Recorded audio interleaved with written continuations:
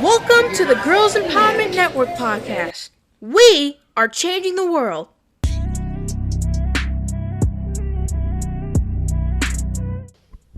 Hi, I'm Jazz Mobley, And I'm Julie. and we are the hosts of the Girls Empowerment Network podcast. And we are here with Ciara Quinones. And what are you doing here today? So I am here today to inform you guys about different resources that you can have access to in the community. Also just to enlighten you and make you aware of certain tools that are available to you and just maybe give you some references or referrals. And so, yeah, that's why I'm here. So thank you for having me. No problem. Okay, so for teenage girls, because I feel like that's somewhere that is a very picky topic, because I know a lot of teenage girls, like certain things are going on with their bodies, or there's certain things that they miss or that they don't know. So where do you feel like is the best place to go when you have a question about your body or concerns? So personally, I would say somebody who's a close friend or relative or even a parent. Oftentimes what I've noticed with just my line of work is you get young girls and they're talking to each other just about their different experiences, but they don't actually have the correct information. They may be giving off the correct information. So I would say go to a knowledgeable source, go to a parent, a family member, or even a friend. And there are also different tools and resources for you available. I know everybody's attached to their phone nowadays, so you can always look on your phone, different questions that you may have and different resources, and you'd be surprised at what you had access to just at your fingertips. Okay, so when someone's pregnant and they want to get an abortion, how old or how young does the fetus have to be before they can't get one, or when they can? Okay, that's a good question. I'm not 100% sure. I believe it's 12 or 13 weeks. That's the latest, but I'm not 100% sure, but I can definitely get the information for you. And I actually have different resources available to you where they can actually help you out. There are places like Planned Parenthood, places like Daybreak Ministries, places, SCDHEC that can give you information, or have counselors or different people that can actually help you get that information. So if a teenager is questioning whether they have STDs or any sort of sexual transmitted disease, where do you think they should go, or what do you think they should do? Well, if they are questioning whether or not they have an STD, or they feel like there's something wrong with their body, what I tell them is, you know your body. You're the only person that knows your body. So what I would suggest is first, examining yourself, being able to, explain to your doctor or your parents the symptoms or the issues that you're having, whether it be irritation or something down there like a lesion, or maybe a bump that might be causing issues or, irritation. I would definitely talk to my parents first if that is somebody you do feel comfortable talking to, so that way they can schedule you an appointment and you can get checked out and seen if you are sexually active, of course. And then another place that's here available in Columbia that I personally send people to is Daybreak Ministries.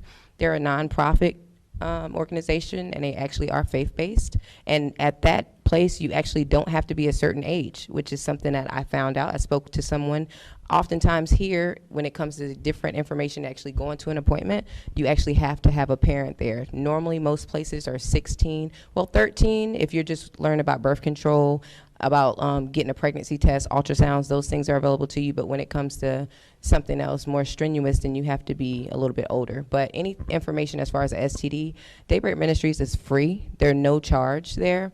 They provide consultations for you. They actually have a health line for you to call if you have any issues. You can actually schedule an appointment and you can get tested there, and they have people there that can walk you through the process about how to tell somebody and how to let your family know, and also the different ways to cure, if there is a cure, and how you can prevent it in the future, and the necessary steps that you need to take moving forward.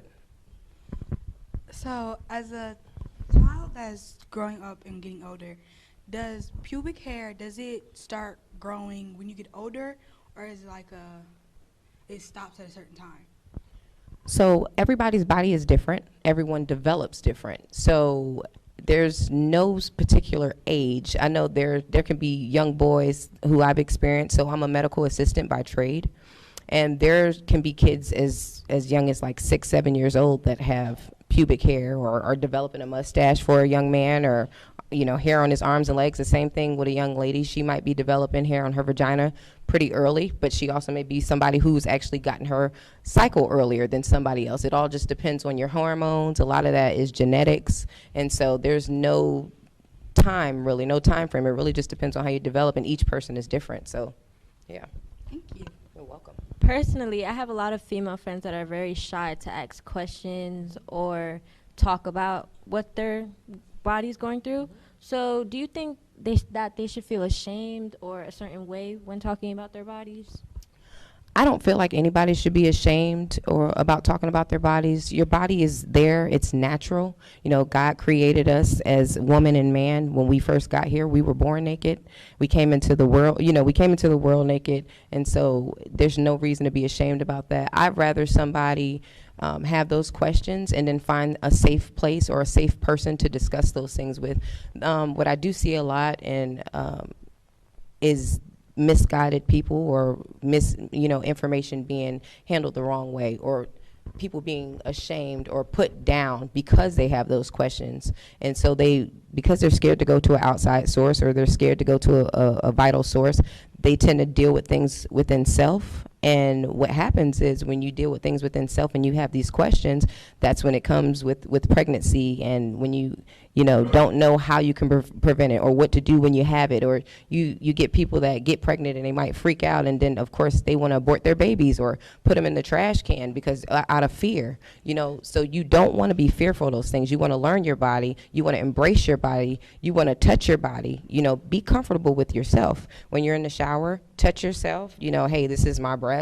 This is what it looks like. This is what my vagina looks like. So that way, when you do experience those things, or you have urges and you get to an age where you are having sexual desires or urges, the proper way to handle that. And you can go to a safe place, whether it be a best friend who's a little bit older, an adult, somebody who's going to point you in the right direction if they don't have the answers for you. So no, knowing your body is something, to me, it's a necessity, and people don't take that very seriously. So yeah, don't ever be ashamed. Talk to somebody about it, even if it's a peer, and they might know something that you don't. Say they are sexually active before you, say they have had an experience with an STI. Hey, say they did get pregnant. What did you do when you became pregnant? Okay, you can learn certain things. Were there certain pills I needed to take when you were pregnant? Things like that, and then you get the necessary help that you need. Yeah. What is something that you think that a lot of girls are misled on when it comes to this when it comes to this subject of thinking? Like, is there something that a lot of girls misunderstand that you feel like should be talked about more, or I think girls menstruating is something. Also, the biggest one for me, I would say, that I see a lot, are girls believing that you can't get pregnant the first time, believing that if a guy pulls out that you can't get pregnant. To me, those are the biggest things. That's what I see a lot. Like I said, or if you have your baby this way, if you have sex this way, then your baby's going to be this way, this gender. There's all type of things that are surrounded by that. But the one I see the most is girls not knowing about their bodies, not or being ashamed to tell someone if they are experiencing urges. You get a lot of girls who are curious. They have the urges. They don't want to tell anybody. They go out there and they have unprotected sex with a male who talks sweet to them and makes them feel good, because we all, as women and as men, we like to be wooed. We like to feel good. So when you have somebody who's telling you, hey, I love you and I want to be with you, and a lot of times I see them equate that to sex. At a young age, they think because somebody says, hey, I love you, that means that we're having sex after that, and that's not necessary. Or they have the sex, and here all of a sudden you have a STD, or you have something even worse. You get AIDS, or you get pregnant, and then what do? Not having that avenue or anybody to turn to. So you suffer in silence, and in return, then you feel like you got to hide your pregnancy, and you got to downplay certain things. So those urges, when you start having those urges and you start having those desires, those feelings, that's normal. I definitely say talk about it. So that's what I see a lot. People having questions but not asking the questions. So thank you guys for asking those tough questions for everybody else that has those same questions. Absolutely. Mm-hmm. So speaking on what girls not knowing about their bodies and being confused, do you feel like it's important for everybody to know the correct terminology when it comes down to your body parts? That's a good question. Absolutely. So what we tend to see now in society, and I'm just going to be frank about it, you get parents that are uncomfortable talking to their kids and calling their penis, a vagina, and then you have a young girl who might be 5 years old, and the mom is giving it a pet name, a cake or a cookie or something like that. So when a child is speaking to other, members, then they might say, hey, well, such and such asked, could he pet my cat, or could he have a piece of my cookie? And I've seen young girls like that where there's a predator out there, and the mom is like, oh, well, such and such asked for my cookie, and guess what? She's told her daughter that a cookie is the correct terminology instead of telling her vagina. So now if something inappropriate happens, the mom or the family member is not aware that something is taking place, when the daughter's referring to cookie, and that actually means her vagina. So I think it's very important that parents, as well as even siblings and even your peers, that you're using the correct terminology, so that way if there was something like that to take place, people are very aware and they understand exactly what you mean. There's no confusion with that. So yeah, I think it's very important that you say a vagina, or you say a penis, or you say my breast, and not my tatas, or things like that. I mean, because everybody doesn't understand that terminology, and they might their parents didn't teach them, and then they didn't teach you, and then it's a trickle down and somebody gets hurt. So definitely, absolutely. Do you think it is very important to talk about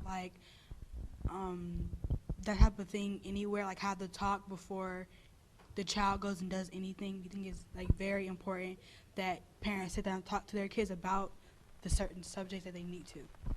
Oh yes, absolutely. Because what happens is, if you don't teach your kids, then the world teaches your kids. And you don't know what the world is teaching your kids. One person's telling you one thing and another person's telling you another thing. So why not go to a source that's valuable and they're going to give vital information, and that you have the correct information, the correct terminology. That's why I said some of these places, they have parenting classes as well, about sexual education, about STD prevention. They have those things in place, so that way mom, dad, daughter and son, they can come collectively and can sit down and they can get comfortable with using that type of terminology, or expressing to you why it's important to know about your body and sexual education. So yes, and to me, it disheartens me that there's a lot of kids out there that don't feel comfortable talking to their parents, and parents are not open to give them that information. They shy away from that, and then you have the pregnancy and STD and things like that take place, and they don't know what to do. Yeah. Okay, before we wrap it up, do you think that parents should teach their kids about sex and periods and stuff like that at a younger age or at an older age, in your preference? For me, I really think it depends on the family dynamic. Every family is different. Every child is different. And that even means, like with me, I'm a parent. I have 2 kids, a daughter and a son, and both of them are 2 different type of kids. You may have one who might be a little bit more wild. You might have one that's a little bit more reserved.